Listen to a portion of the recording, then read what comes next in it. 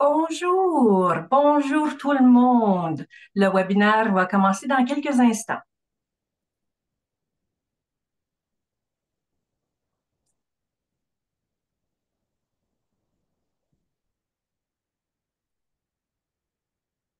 Déjà une cinquantaine de participants. Bonjour, bonjour. On va commencer dans quelques instants. On va permettre à tous nos participants l'occasion de s'installer. Donc, je vois les soixantaines, 65. Excellent. Bienvenue, bienvenue. Maximisez les avantages de votre adhésion à la fédération.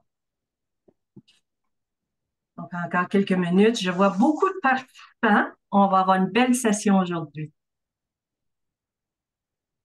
Parfait. On va commencer. Donc, bienvenue et bonjour. Bienvenue au Maximiser les avantages de votre adhésion à la Fédération, à la FCEI. Le sujet, tranquillité d'esprit grâce à l'assistance juridique. Comment les contrats de travail protègent votre entreprise avec l'AVO. Donc, moi, je m'appelle Danielle Arbé-Chaput. C'est un grand plaisir d'être votre animatrice aujourd'hui. Moi, je suis la vice-présidente des ressources aux entreprises ici à la Fédération et je suis en direct de Victoria en Colombie-Britannique. Et je vous demande, et vous, vous êtes où? Dans le chat, laissez-nous savoir votre municipalité, votre province, votre village, votre ville. C'est toujours le fun de voir un peu de contexte. Donc, bonjour. Ah, Toronto, excellent. Je vois Montréal. Excellent. Bonjour, bonjour Saguenay, Mascouche. Ah, c'est beau. Ah, wow. Bon, beaucoup de participants. Gaspé, Gatineau. Ah, Nouveau-Brunswick aussi. Bonjour, Émilie. Ah, Joliette, Sainte-Catherine. Excellent, excellent. Bienvenue, bienvenue. Donc, aujourd'hui, on a une journée ou une session très, très excitante. Quelques indications pour commencer. Donc, Magda, je vais te demander de passer à la prochaine diapo, s'il vous plaît. Les indications ou les détails. Vous avez le chat, dont vous avez utilisé. Le chat, c'est pour vous, c'est pour les participants. Nous, on va utiliser le Q&A, donc Q&A que vous voyez, et c'est là que vous pouvez nous poser des questions. Et nous avons une équipe formidable en coulisses, prête à répondre à vos questions. Donc, merci à Anne-Philippe, Magda, Tina est là, Mkesh et Vaïd aussi. Donc, merci à l'équipe de la Fédération. Vous allez voir dans le chat, vous avez accès à la présentation d'aujourd'hui. Donc, tout est là. Le webinaire est enregistré comme d'habitude et le tout vous sera envoyé automatiquement par courriel aujourd'hui en après-midi ou au plus tard demain matin. Donc, c'est notre premier webinaire de 2025 et c'est encore plus spécial à cause de notre partenariat avec Lavo qui est avec nous aujourd'hui. Donc, vous allez rencontrer Maître Gregorian et j'adore son nom. Je suis tellement contente d'être là avec elle. Mais Quelle belle introduction, Danielle. Merci, merci. avant, on va juste passer à l'ordre du jour, juste pour passer un petit peu la session d'aujourd'hui. Donc, évidemment, on a les informations générales. On va parler du partenariat entre la Fédération et l'AVO qui est tout à fait unique et nouveau. Après ça, ça va être Ada qui va nous parler de l'introduction au contrat de travail. Elle va se présenter, parler un petit peu de je sais pas, ses expériences et un peu comment elle nous arrive de l'AVO. On va aussi, et évidemment, on arrive toujours à des solutions à vos problèmes et la période de questions.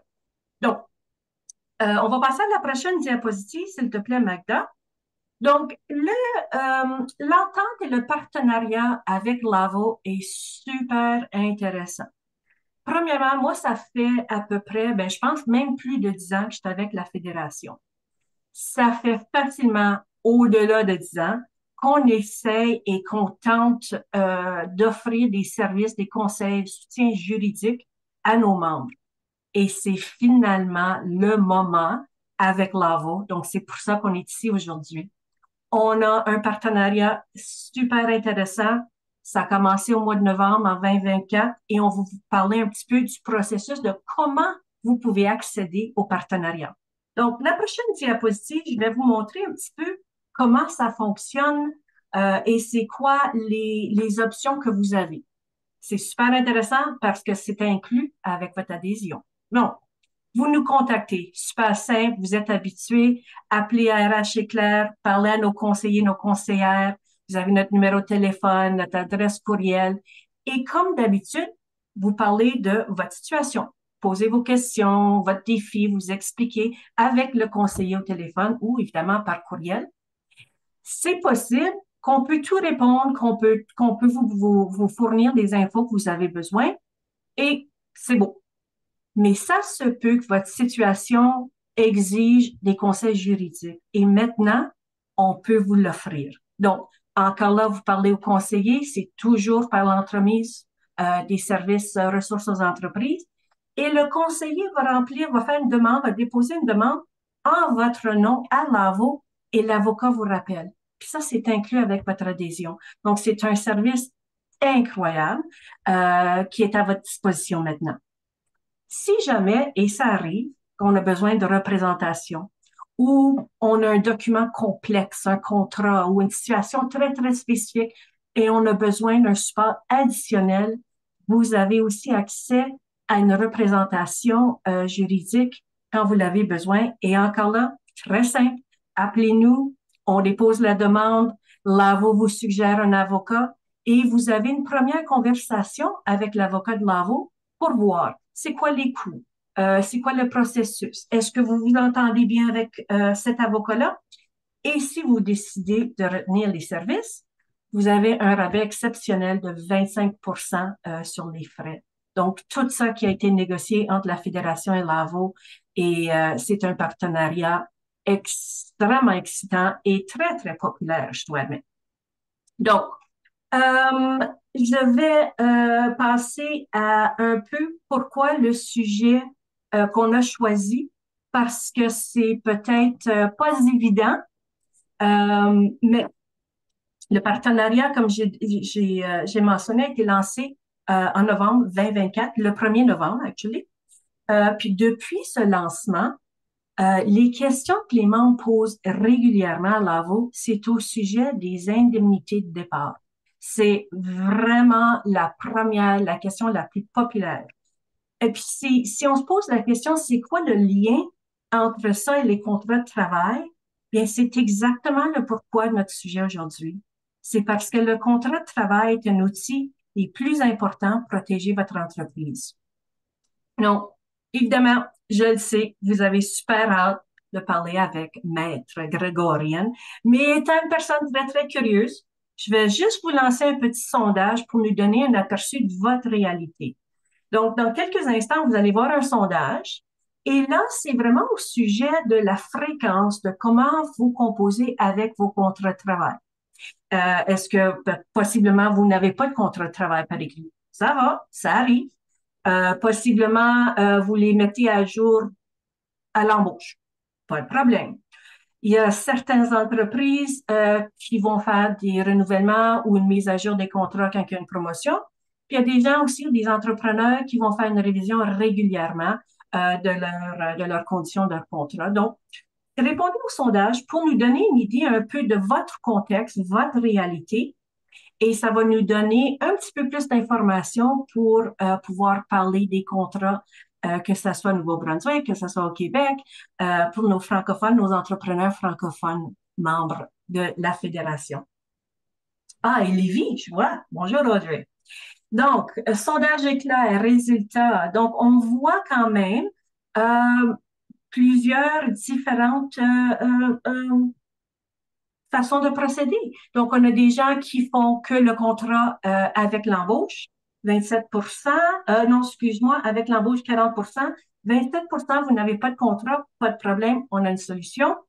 Ceux qui les mettent à jour avec la promotion, 19 puis on voit une révision régulière à 13 super intéressant.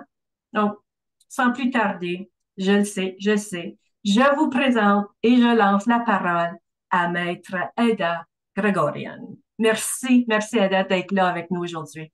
Et merci beaucoup, Daniel. Je veux vraiment juste remercier tout le monde à la Fédération et de remercier tous les participants pour nous avoir joints aujourd'hui. Je sais que c'est peut-être l'heure du midi pour plusieurs. Et donc, on est vraiment très, très heureux et ravis de vous avoir parmi nous. Et moi aussi, je suis vraiment très, très heureuse et impatiente un peu de pouvoir lancer le partenariat. Ça a déjà été lancé avec la fédération et je remercie Daniel pour l'excellente introduction sur les informations sur comment vous pouvez accéder des services juridiques à travers Lavo. Alors, avant que je vais faire ma petite introduction sur qui suis-je, ce que je fais, où je suis, ça serait pas une présentation de nature légale si on n'avait pas un petit disclaimer qui venait avant. Donc, vais vous lire ou je vais juste dire que la présentation aujourd'hui est fournie à titre informatif. Donc, ça ne constitue pas un avis juridique ou une opinion et les informations sont de nature générale. Alors, ce que ça veut dire, c'est que si vous avez des circonstances spécifiques, mais je pense que il n'y a eu aucune relation avocat-client qui est établie avec, avec la présentation comme telle. Donc, on vous encourage d'accéder les services et d'avoir euh, de, de contacter Damiel, d'accéder les services si jamais on a un cas spécifique. Donc, aujourd'hui, c'est ça, c'est juste à titre introductoire. Donc, est-ce qu'on m'entend très bien? Je m'excuse, j'ai vu comme un petit message qui disait que peut-être on m'entendait pas bien. Donc, peut-être qu'on peut demander aux autres avant que je continue. J'espère que le volume est bien. Oui, c'est beau. C'est C'est beau? beau. Oui, c'est beau, madame. Merci beaucoup. OK, donc on peut peut-être passer à la prochaine diapositive, mais je vais me présenter très brièvement. Donc, comme Daniel l'a dit, moi je m'appelle Aida Grigorian. Je suis basée de Toronto. Je suis née à Toronto.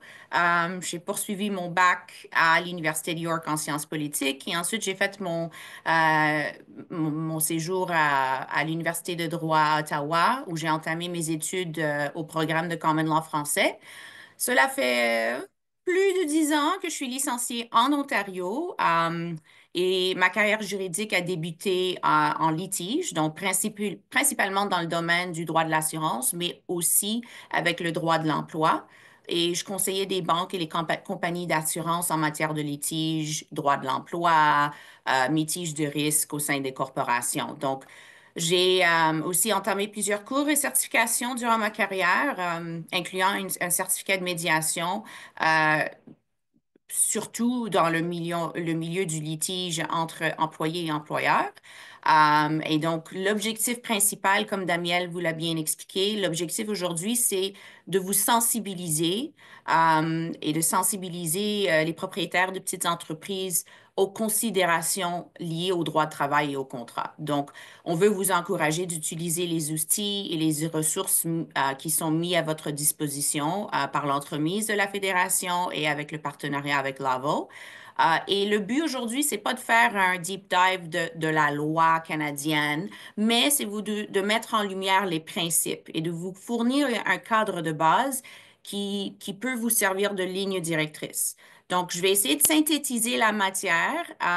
Ça peut être complexe, mais on va essayer de la simplifier. Puis, s'il y aura des questions, je vous encourage de les poser. Donc, la première diapositive qu'on a aujourd'hui, c'est la législation ayant un impact sur les contrats. Donc, les contrats, en général, c'est beaucoup plus qu'une simple formalité administrative. So, ça constitue d'un outil juridique que moi, je considère très essentiel pour encadrer la relation entre l'employeur et l'employé.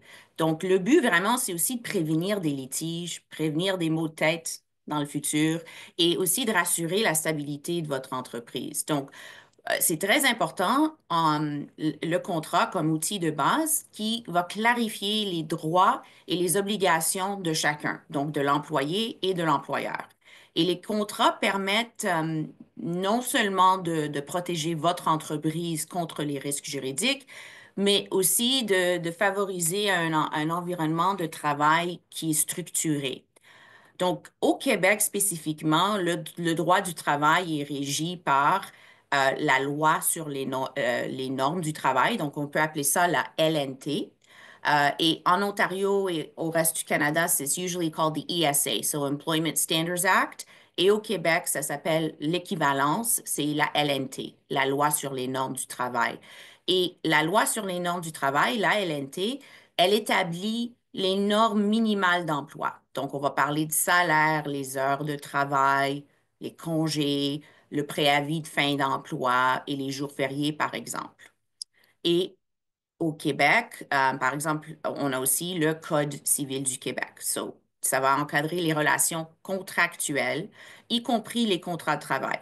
Donc ça, on va imposer des principes généraux tels que la bonne foi, l'équité, l'obligation de l'employeur d'assurer un milieu de travail qui est sécuritaire et sain. Et bien qu'on puisse parler euh, des différences entre les provinces, parce que je vois, puis je suis très contente de voir qu'on a plein de francophones qui viennent un peu de partout du pays. Donc, on voit que ce sont des principes qui, de province en province, sont très, très similaires.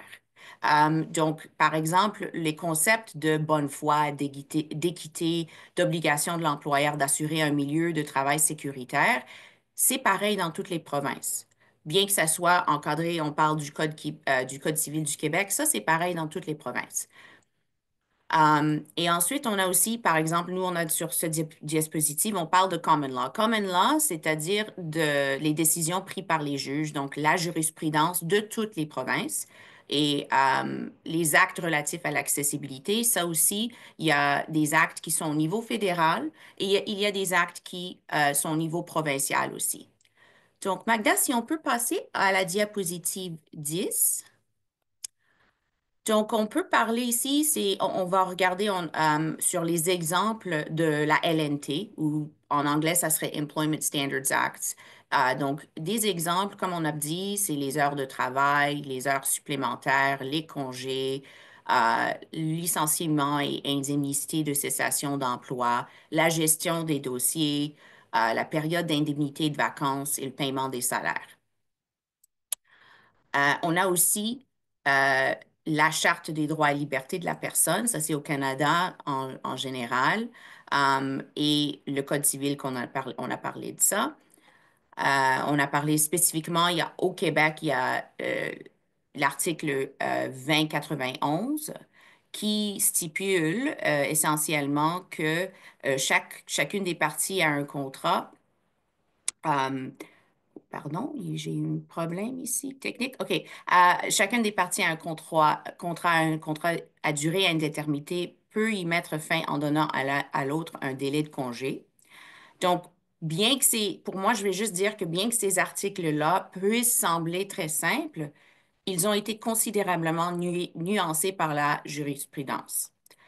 Et c'est important de s'assurer que si on est, par exemple, on a notre entreprise, on a des employés dans une province spécifique, il faut s'assurer que nos contrats respectent les codes par exemple, au Québec, le Code civil du Québec, mais aussi la jurisprudence et le code de la province d'où l'entreprise est basée. Donc, si c'est en Ontario ou au Manitoba ou en Colombie-Britannique, il faut s'assurer que les articles de nos contrats reflètent justement les codes spécifiques de chaque province. Ça, c'est un point super intéressant et important pour les entrepreneurs qui ont des bureaux satellites, possiblement dans différentes provinces aussi. Oui, justement. Oui, merci. OK. Donc, on peut peut-être passer à la prochaine diapositive. Donc, pour ce qui en est de la Charte des droits et libertés de la personne, cette loi-là interdit la discrimination et l'harcèlement en milieu de travail en raison de la race, du genre, du handicap et de d'autres motifs protégés. Donc, encore ça, cette charte-là, elle va encadrer des principes de base et des valeurs que moi je considère universelles et que je considère aussi universelles dans le monde du droit de l'emploi euh, partout au Canada. Donc, ça, c'est un exemple on doit faire attention que notre contrat ne contravienne pas à la Charte des droits et libertés de la personne. Et au Québec spécifiquement, je peux ajouter que au Québec, il y a aussi la loi sur la santé et la sécurité du travail. Il y a la LSTT. Elle impose aux employeurs de prendre des mesures nécessaires pour protéger la santé et la sécurité des travails. Et aussi, au Québec, c'est pas sur la diapositive, mais on parle aussi de la loi sur les accidents du travail et les maladies professionnelles. Donc ça, l'acronyme, c'est la LATMP. Puis la LATMP régit l'indemnisation des travailleurs en cas de blessure ou de maladie professionnelle. On peut passer à la prochaine diapositive, Magda. Donc, pourquoi est-ce que les contrats de travail sont essentiels? On a un peu touché à ça au début de la présentation, mais je vais juste passer par les éléments clés. Pour moi, c'est vraiment la clarification des rôles et des attentes. Donc, les contrats vont définir clairement les responsabilités, les tâches et les obligations des deux parties. Donc, ça réduit vraiment les risques de malentendus ou de conflits au sein du milieu de travail. Ça vous donne aussi une protection juridique. Donc, ça offre un cadre légal qui protège à la fois l'employeur, vous, et l'employé. L'employeur, si vous avez un bon contrat solide, qui est sain, qui respecte qui est en conformité avec les lois, on évite des plaintes, des risques liés aux plaintes pour congédiement abusif, par exemple. L'employé est assuré de ses droits en matière de rémunération et de conditions de travail. Et les clauses de résiliation, par exemple, ces modalités de fin d'emploi, donc on parle de préavis, d'indemnité, de motifs de résiliation, ça va aussi être encadré. Ça prévient aussi des litiges potentiels. On a des éléments de confidentialité et de concurrence qui peuvent euh, figurer dans l'accord, le contrat, et les clauses de confidentialité, de non-concurrence, de non-sollicitation, par exemple. Ça va protéger des informations stratégiques et les intérêts de l'entreprise. Puis l'absence de ce genre de clauses dans vos contrats d'emploi peut engendrer des problèmes dans le futur. Et finalement, il y a la conformité légale, donc on s'assure qu'on respecte les normes de travail dont on vient de parler, la LNT, notamment en ce qui concerne les salaires minimums, les heures de travail et le droit des employés. On peut passer à la diapositive 12. Donc ici, c'est un sommaire des conséquences de l'absence du contrat de travail. Donc pour moi, vraiment, sans un contrat de travail, on risque d'avoir des problèmes dans le futur. Pour moi, c'est l'outil base de la relation entre l'employeur et l'employé. On a un risque accru de litige. Donc sans un contrat écrit, il est très difficile, même si vous avez raison et que votre employé a tort, disons. Il va être difficile de prouver les conditions d'emploi, ce qui va essentiellement compliquer la résolution d'un conflit futur. Donc, pour moi, c'est un peu comme une police d'assurance que vous vous achetez en ayant un contrat qui est bien rédigé.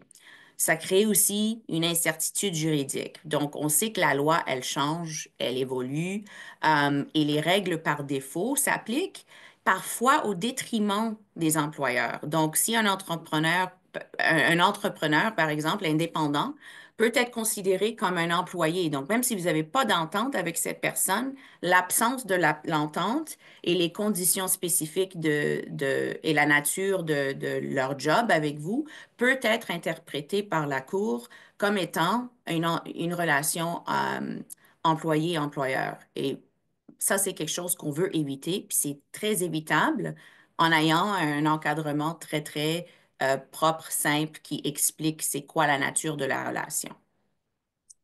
Et juste pour répondre à la question de Kim, il va y avoir des modèles disponibles pour les membres à la suite du webinaire qui ont été créés par l'AVO. Donc, ça s'en vient. Super, merci Daniel. Et donc, il y a un manque de protection pour l'employeur en l'absence d'un contrat. Donc, par exemple, on va parler de causes de confidentialité, de propriété intellectuelle ou de non-concurrence. Et Ces entreprises qui n'ont pas de contrat d'emploi avec leurs employés vont être beaucoup plus vulnérables à la fuite d'informations sensibles et à la concurrence. Donc, on peut se donner l'exemple comme étant, disons que je suis restaurateur et que j'ai des recettes très, très spécifiques et uniques qui m'appartiennent. On peut indiquer dans un contrat que ces informations doivent être confidentielles même après le départ de cet employé. Donc, ça protège la propriété intellectuelle, par exemple, de l'employeur. Et ça impose aussi des attentes professionnelles de cette personne de ne pas partager des informations qui appartiennent à vous et à votre entreprise. Et aussi, on est très sensible au coût en tant que, une considération ici, c'est les coûts de licenciement plus élevés. Donc, sans une clause de résiliation claire au sein de vos contrats, l'employeur peut être obligé d'accorder un préavis plus long ou des indemnités beaucoup plus importantes. Donc, ça va vous augmenter les coûts in the long run, comme on dit en bon anglais. Et les attentes et performances mal définies. Donc, une absence d'un cadre précis rend l'évaluation et la gestion de nos employés beaucoup plus difficiles et ça augmente aussi le risque de conflit interne. Je pense qu'on peut passer à la prochaine diapositive. Donc, ici, on va parler des responsabilités de l'employeur en cas de licenciement. Ici, on va parler de ça dans le cadre du Québec. Il faut absolument un préavis ou une indemnité compensatoire. Donc, l'employeur doit donner un préavis écrit, soit ça, ou verser une indemnité compensatoire selon la loi sur les normes du travail, la LNT. Donc, la durée du préavis va dépendre de l'ancienneté de l'employé. L'indemnité de licenciement. Donc, au Québec, il n'existe pas d'indemnité de licenciement obligatoire comme en Ontario, sauf en cas de licenciement collectif. Donc, dans une situation où il y a 10 employés ou plus en 2 mois. Donc, dans une situation comme ça, l'employeur doit aviser la CNESST et de respecter des obligations très spécifiques. Et la CNESST est une organisation qui est siégée au Québec. Donc, ça s'applique spécifiquement au Québec. En ce qui concerne les paiements finaux, l'employeur doit payer tous les salaires dus, congés accumulés et autres sommes dans un délai rapide après la fin de l'emploi. On doit aussi remettre le relevé d'emploi sur la RE. En anglais, that's the ROE, the Record of Employment. Il faut remettre la RE à l'employé pour qu'il puisse faire une demande de prestation d'assurance emploi. Donc là, en français, on appelle ça AE. En Ontario et au reste du Canada, en anglais, on s'appelle ça EI, Employment Insurance. So l'AE is the EI, RE is the ROE. Et ensuite, il y a des situations où il y a le maintien des avantages sociaux. Donc, si l'employé bénéficie d'une assurance collective au sein de votre entreprise, celle-ci doit être maintenue durant la période de préavis, sauf indication contraire dans le contrat. Et il faut aussi la protection contre la discrimination et les représailles. On a parlé de ça au début de la présentation, la Charte des droits et libertés de la personne du Québec. Par exemple, on ne peut pas congédier quelqu'un parce qu'ils ont pris un congé parental. Ça va être une plainte automatique à la CNESST au Québec. On peut passer à la prochaine diapositive. Donc ici, on parle de situation, là, qu'est-ce qui va invalider un contrat de travail? Et au Québec, ce qui invalide un contrat de travail, c'est une modification après l'embauche sans une nouvelle contrepartie. En anglais, on appelle ça a fresh consideration. Donc, un contrat est introduit ou modifié après le début de l'emploi. Il peut être considéré invalide s'il n'y a eu aucune nouvelle contrepartie pour l'employé. Par exemple, une augmentation de salaire ou un avantage supplémentaire. Un contrat peut être invalidé si les termes sont considérés ambigus ou imprécis. Donc, si c'est contradictoire, si on a un paragraphe au début qui dit l'employé a droit à 14 jours de vacances, puis à la page 4 ça dit que l'employé a droit à que 3 semaines de vacances. S'il y a des contradictions, on peut dire, les cours ont trouvé que les contradictions au sein du contrat peuvent invalider tout le contrat. Donc ça, c'est assez important. Et ça crée un problème pour nous parce qu'on veut s'assurer qu'il y a une interprétation fluide euh, dès le début du contrat à la fin. Il y a la non-conformité à la loi sur les normes du travail. Ça va automatiquement invalider le contrat et un manque d'explication des clauses. Donc, si c'est pas clair, euh, par exemple, les clauses complexes de confidentialité et de non-concurrence, c'est toujours mieux de spécifier c'est quoi l'attente de l'employé au niveau de la confidentialité? Est-ce que ça veut dire qu'ils n'ont pas le droit d'imprimer, par exemple, des documents qui appartiennent à l'entreprise? Est-ce qu'ils n'ont pas le droit de copier à la main ces informations? Est-ce qu'ils ont le droit, est-ce qu'ils sont interdits de s'auto-envoyer à un Gmail, les politiques, ou les polices, de l'entreprise? Donc, ce sont tous des situations où on peut vraiment rédiger et faire je perds le mot en français, but a customization euh, très spécifique à notre circonstance. Puis Daniel va peut-être m'aider. C'est quoi le mot que je cherche là? Et peut-être personnalisé. Voilà, Donc, personnalisé, c'est ça. hmm, Merci. Et ensuite, il y a les clauses de non-concurrence abusive. Donc, une clause de non-concurrence doit être raisonnable au Québec en durée, territoire et nature des activités. Sinon, elle pourrait être déclarée invalide. Donc, en Ontario, c'est pas permis d'avoir des clauses de non-concurrence. En Colombie-Britannique, c'est permis. Et au Québec, c'est aussi permis, mais c'est permis avec des circonstances très, très spécifiques. Donc, il faut que ça soit jugé raisonnable et ça dépend vraiment de la nature de l'activité. On peut passer à la diapositive 15, s'il te plaît. Donc, on va parler très, très, très, très brièvement de deux cas. On a choisi deux cas, un Holland contre Ostopia. Et c'est juste un exemple de situation où la jurisprudence a annulé des contrats de travail. Donc, un exemple. Donc, ce premier cas, la question centrale, portait sur la validité de la clause de résiliation du contrat du travail, étant donné qu'elle avait été signée après l'entrée en fonction de M. Holland. Donc, M. Holland travaillait pour Ostopia et le contrat, il y avait pas ils n'avaient pas de contrat. Et Ostopia lui a donné un contrat qu'il a signé après qu'il a commencé son travail avec eux et non au début. Donc, la Cour avait décidé dans ce cas-là que il y avait des termes incohérents dans la lettre d'offre et que le contrat de travail, ça a joué un rôle clé, que M. Holland n'avait pas reçu that fresh consideration. So, il n'avait pas reçu la nouvelle contrepartie au moment de la signature de son contrat après avoir commencé de travailler.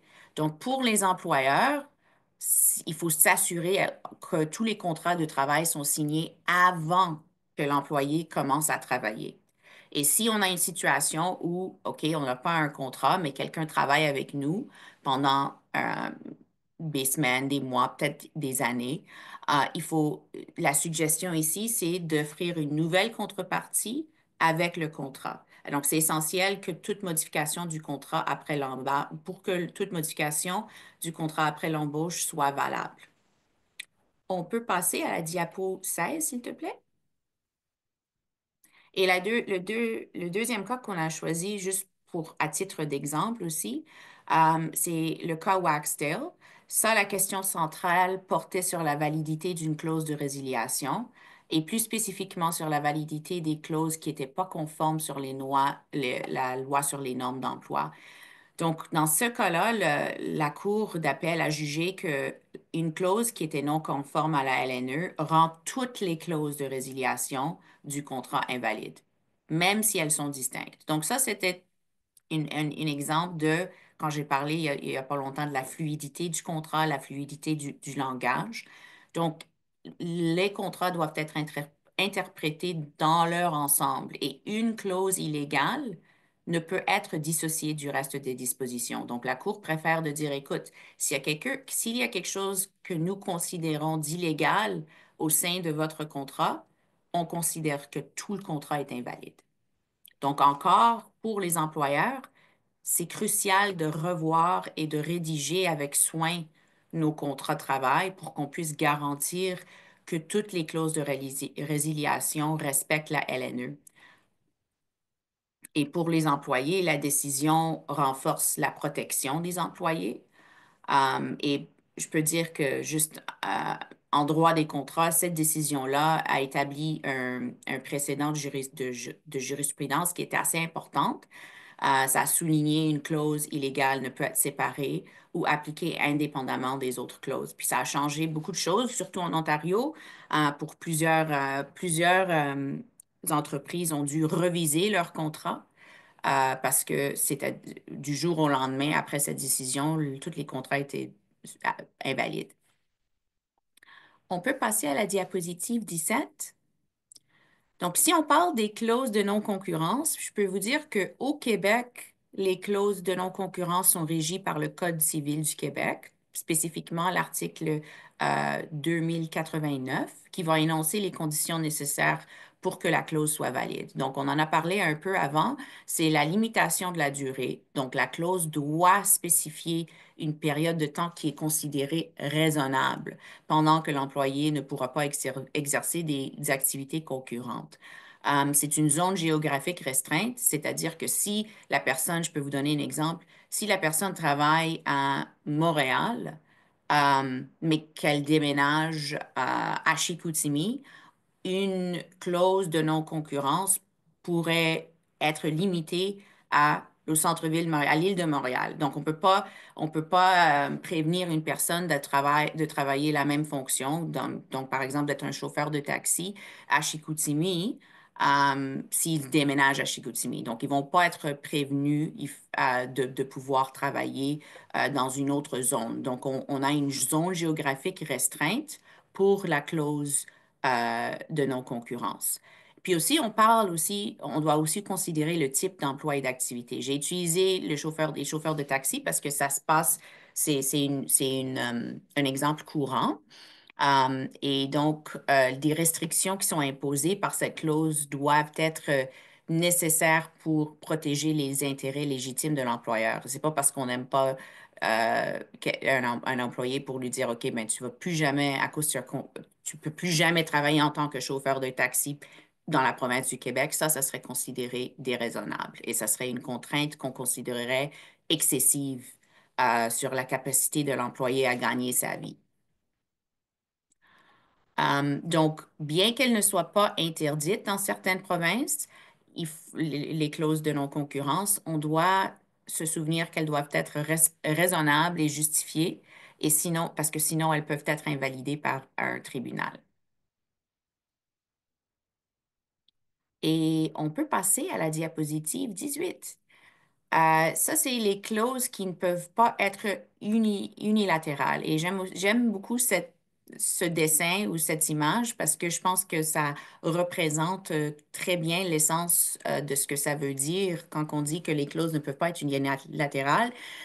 Les clauses de résiliation dans une convention de travail ne peuvent pas être hors balance. OK? Ce que ça veut dire, c'est on ne peut pas accorder un pouvoir exclusif à une seule partie comme l'employeur et de mettre fin, par exemple, à l'emploi sans respecter certaines conditions ou limites. Donc, par exemple, une clause de résiliation a été jugée inapplicable par les tribunaux car elle accordait à l'employeur le droit de mettre fin à l'emploi à tout moment, de manière unilatérale, sans donner de droit ou de recours à l'employé. Puis ça, c'est considéré une clause unilatérale et la clause a été jugée inapplicable par les tribunaux.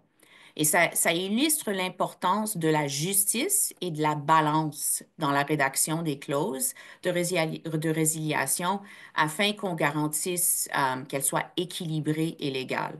Et donc, c'est pour ça qu'on avait ajouté cette image parce que je pense que ça explique très bien l'essence, le sens du mot. On peut passer à la prochaine diapo. Merci beaucoup, Magda. Donc ça, on est à l'atténuation des risques. Et je ne sais pas si Daniel voulait poser une question. Je pense qu'on va peut-être juste prendre une petite pause pour retourner à des questions Oui, de la section que tu viens de présenter. Beaucoup de questions par rapport à la contrepartie, par rapport au fait, j'avais une lettre d'entente, mais j'ai pas vraiment un contrat ou j'ai une politique versus une description de tâches. Peut-être juste de repasser ça une autre fois parce que c'est complexe. oui, c'est complexe. Et ça, donc, c'est une excellente question. La contrepartie, donc en anglais, on appelle ça fresh consideration.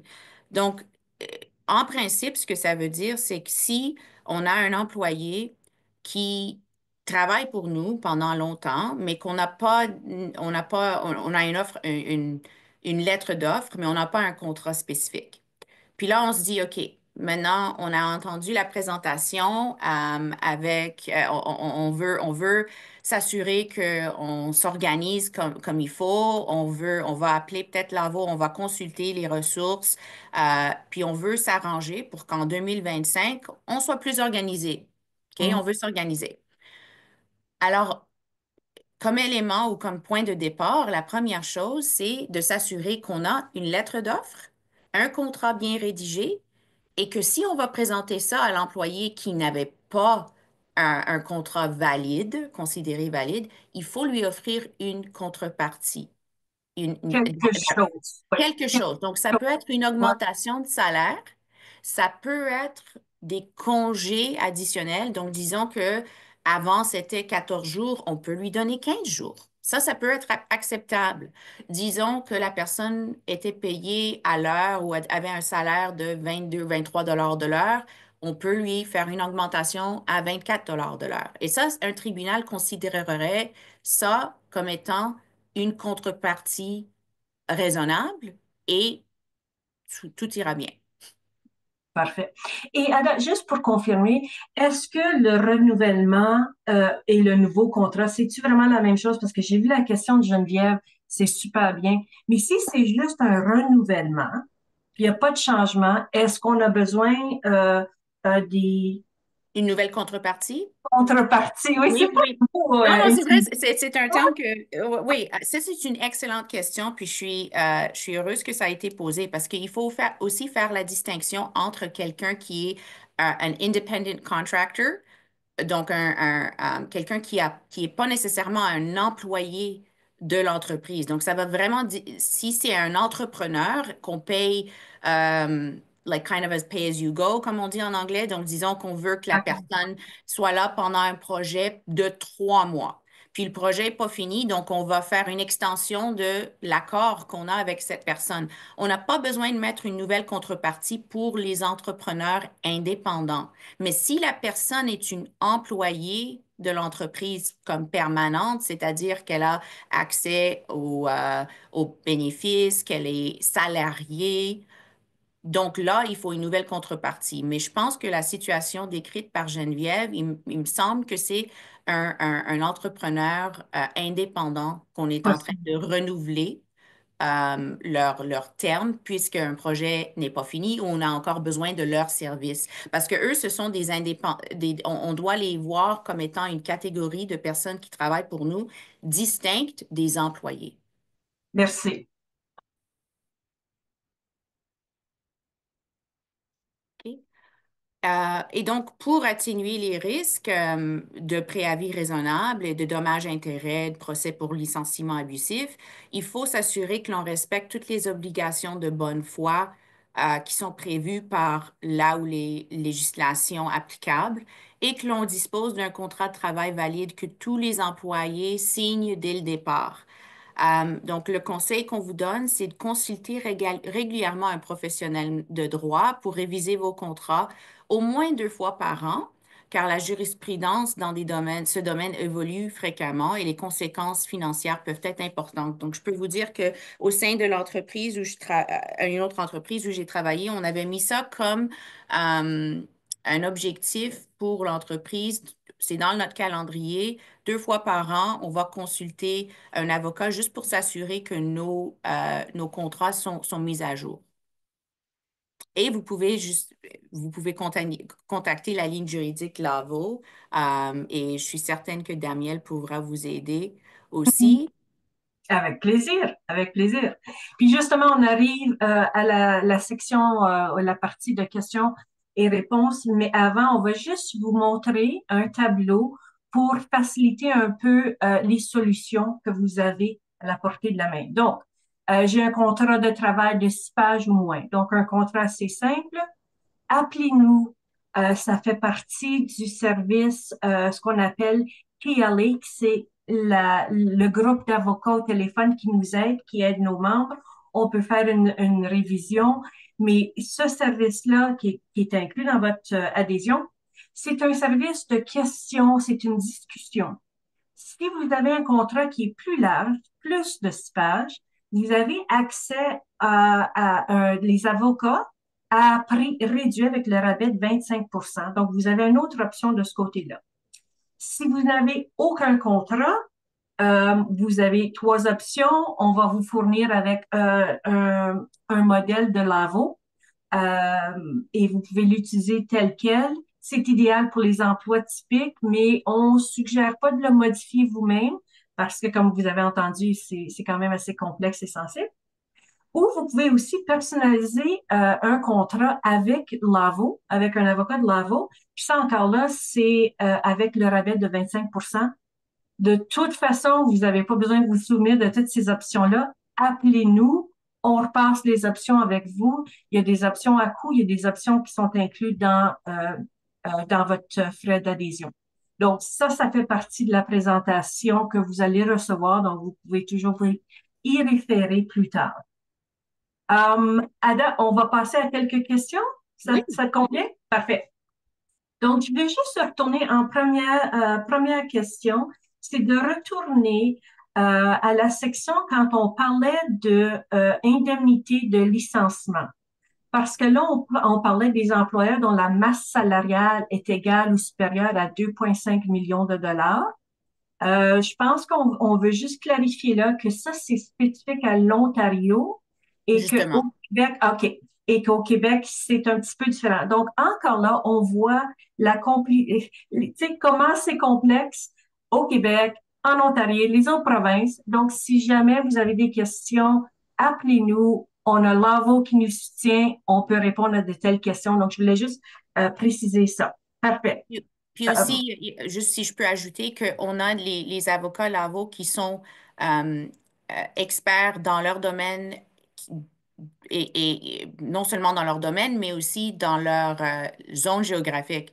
Donc, moi, bien que j'ai fait un peu de litige au Québec, il y aura un avocat ou une avocate qui s'est spécialisé dans le droit du Québec, par exemple. Ou bien s'il y avait une question en Colombie-Britannique, on vous mettrait avec un avocat ou une avocate qui est spécialisé dans la province de la Colombie-Britannique. Donc, c'est pas que l'Ontario, bien que je viens de l'Ontario et que je suis éduquée en Ontario. Je pense que c'est important de préciser que les services que vous allez avoir vont être vraiment euh, personnalisés selon la province. C'est leur province. Parfait. Puis pour une petite fille comme moi, une franco-manitobaine de Saint-Boniface, on peut se retrouver avec un avocat du Manitoba aussi. Donc, C'est super. ouais, idéal. Question pour toi. Donc, je regarde les questions anonymes, mais est-ce que tu peux parler un petit peu des contrats au niveau juridiction fédérale? Est-ce que ça change un petit peu?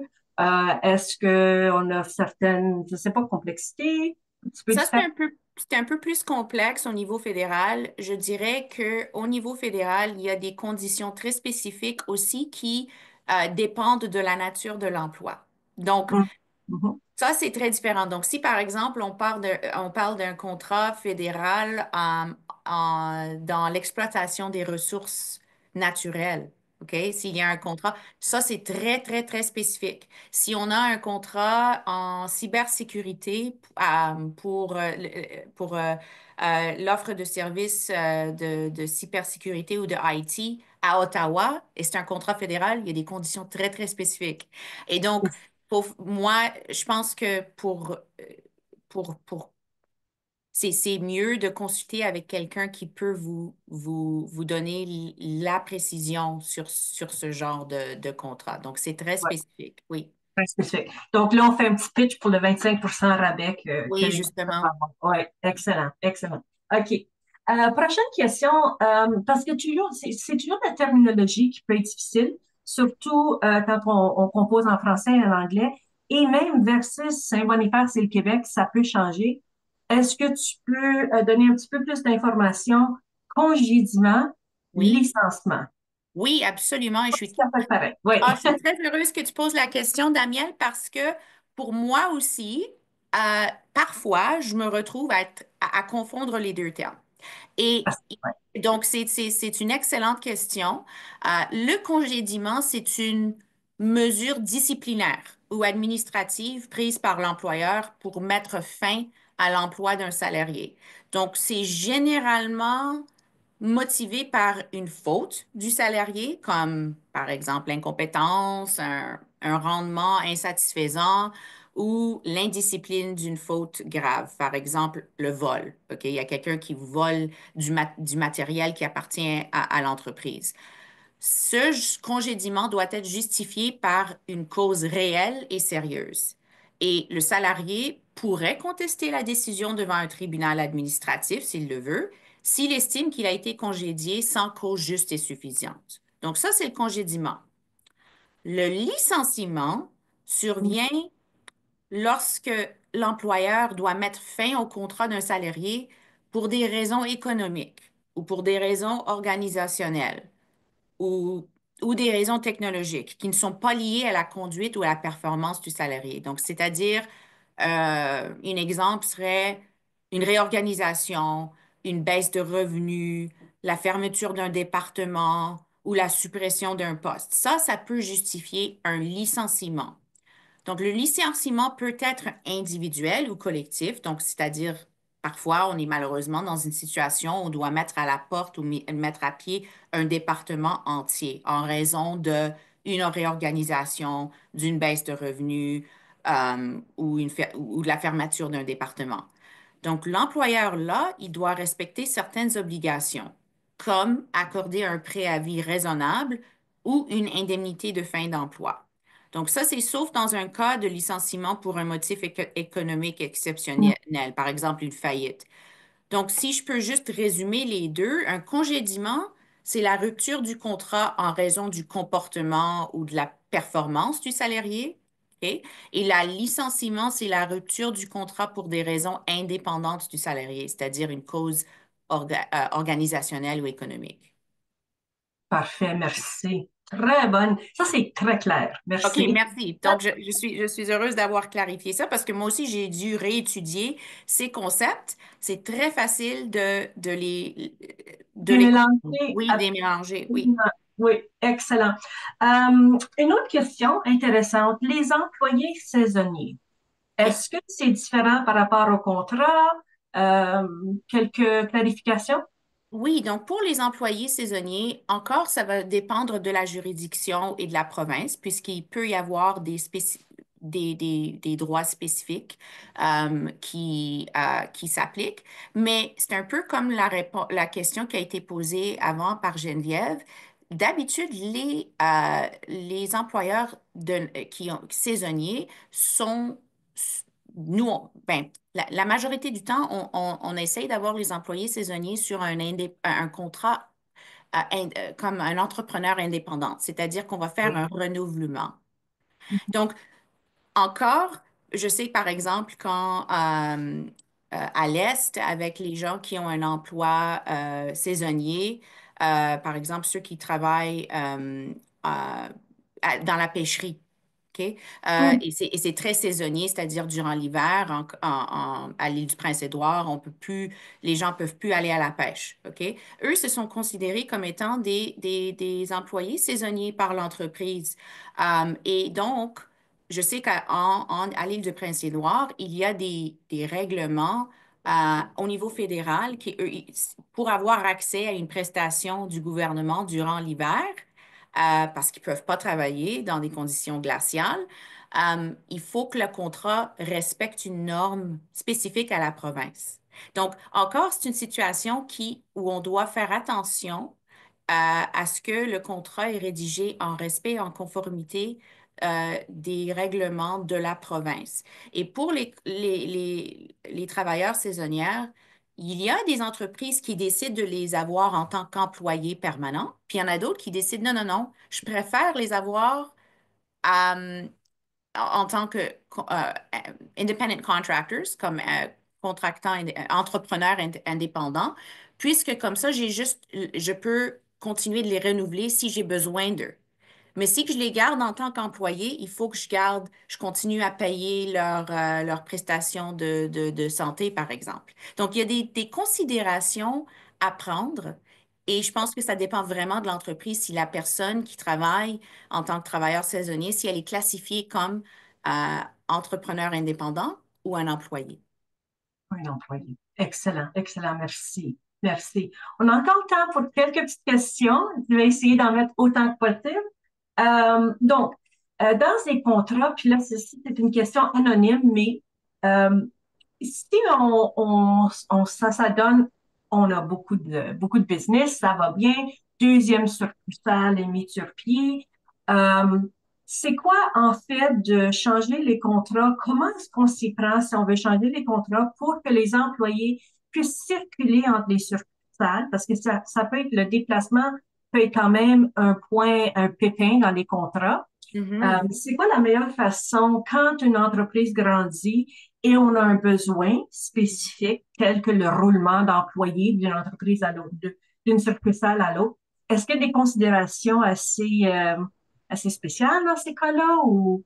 Donc, ça va vraiment dépendre aussi de la taille et de combien de personnes. On parle de combien de personnes. Donc, dans une organisation où je travaillais, ça a été après une acquisition, quatre entreprises un peu partout au Canada. Donc, une en Colombie-Britannique, deux en Ontario, au Nouveau-Brunswick et une autre au Québec.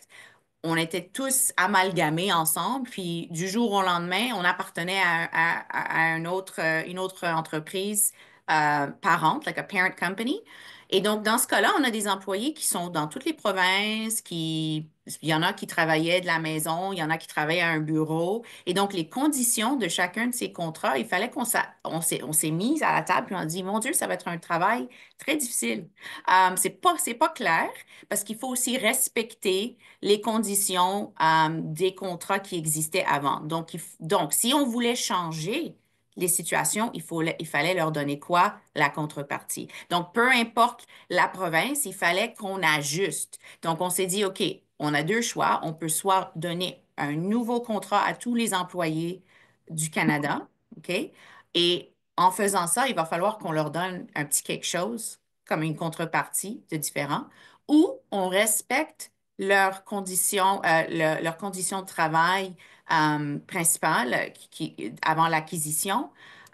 Et qu'on se dit que dans chaque province, on va avoir une gestion de HR un peu différente, de ressources humaines différentes. Donc, on voit que ça peut être compliqué, puis à la fin de la journée, ça dépend vraiment de ce que le dirigeant des entreprises veulent faire. De le faire. Parfait. Très bien, très bien.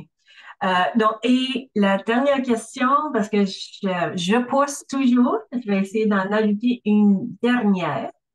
Si on a dans notre contrat référence à des politiques, disons code de conduite, absence, etc., si on change le contrat, si on fait quelque chose ou vice-versa, on fait des changements à la politique, c'est quoi l'impact des deux documents?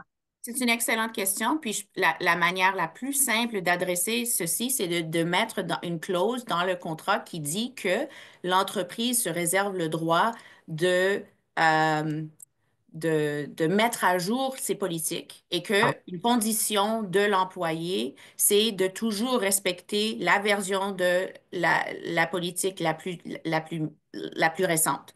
Parce que, justement, on veut pas que si, par exemple, la loi change demain, si, par exemple, you know, par exemple, au niveau de COVID, tout d'un coup, les gens ne pouvaient pas se pointer au bureau. Ouais. Si il fallait respecter les règlements qui venaient du gouvernement fédéral, mais la politique de l'entreprise disait que tout le monde devait venir au bureau en personne, mais justement, on ne pouvait pas faire ça. Mhm. Mais ça ne voulait Exact. pas dire qu'on avait invalidé le contrat. Donc, il faut juste une clause dans l'entente qui dit que l'employeur réserve le droit de mettre à jour toutes ses pratiques. C'est politique. Oui, c'est Excellent. politique. Oui. Excellent. Bon, donc on arrive juste sur l'heure, la fin de notre session. Je veux juste rappeler à tous les participants que vous allez recevoir l'enregistrement, la présentation et les modèles de Lavo, les contrats modèles, euh, par courriel au plus tard demain matin, possiblement cet après-midi. C'est automatique. Je vous encourage d'appeler nos conseillers à la fédération. On a Lavo en support. On peut faciliter la connexion avec Lavo pour vous. C'est inclus dans votre adhésion, l'appel téléphonique, une consultation, et on a aussi accès à des avocats de représentation si vous avez besoin, avec un rabais substantiel de 25%. Euh, donc, en terminant, un gros merci à Lavo. Je sais que c'est énormément de travail d'essayer de présenter toutes les différences, les particularités de notre beau pays, que ce soit au Québec, en Ontario, en Colombie-Britannique. J'apprécie énormément tout le travail, Ada. C'était fantastique. Euh, Merci beaucoup, Daniel. J'espère qu'on va le faire encore. Je l'espère aussi. Oui, excellent. Je vous souhaite à tous et toutes une très belle journée. Merci et à la prochaine. Merci beaucoup.